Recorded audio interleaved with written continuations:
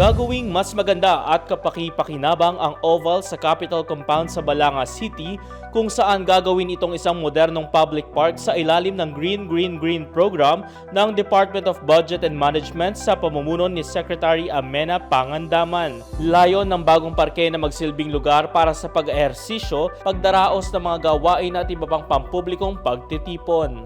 Kaya po saludo po kami sa Green Green Green Initiative ng ating pong mga ahensya at nagpapasalamat na kasama na naman po ang lalawigan ng Bataan dito sa napakagandang gawaing ito.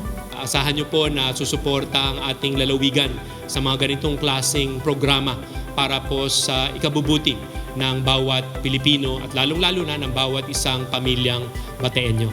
Ipinahayag ni Secretary Pangandaman ang kanyang suporta sa pamahalaang panlalawigan ng Bataan sa mga proyekto nito hindi lamang sa turismo o kung hindi maging sa mga programang pangkaunlaran. Sabi po ng ating Pangulong Bongbong Marcos nung kanyang last na SONA, gusto po niya na lahat ng budget at ang pondo po na meron ang gobyerno makarating.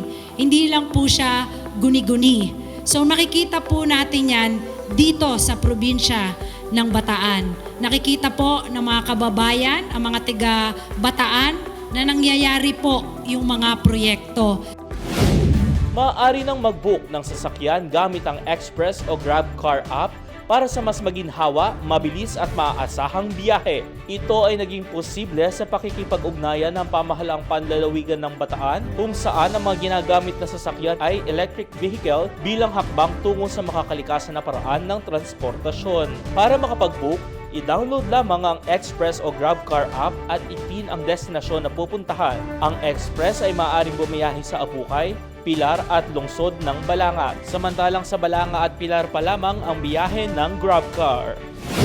Bilang bahagi ng paggunita sa National Disaster Resilience Month at National Disability Rights Week, isang pagsasanay para sa mga persons with disability ang isinagawa ng Provincial Disaster Risk Reduction and Management Office, katuwang ang Person with Disability Affairs Office. Sa kanyang mensahe, binigyang halaga ni Governor Joe Garcia ang pagkakaroon ng sapat na kaalaman at kahandaan ng lahat ng sektor ng lipunan, lalo na ang mga PWDs sa panahon ng kalamidad upang matiyak ang kanilang kaligtasan at mapangalagaan ang kanilang kapakanan. Ang gusto natin sana, kahit na mayroong matinding kalamidad, may matindi pong bagyo, ay wala pong kinakatakutan dahil alam natin, alam ng lahat kung paano rumisponde kapag kung sakaling mayroong pong mangyayaring di ka nais-nais.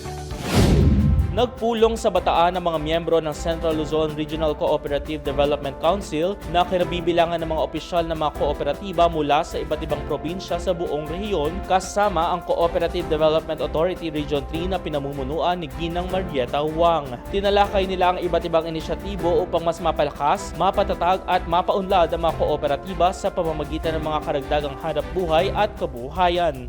Ibinahagi naman ni Governor Joet na malaki ang kontribusyon ng mga kooperatiba sa pagsulong ng ekonomiya.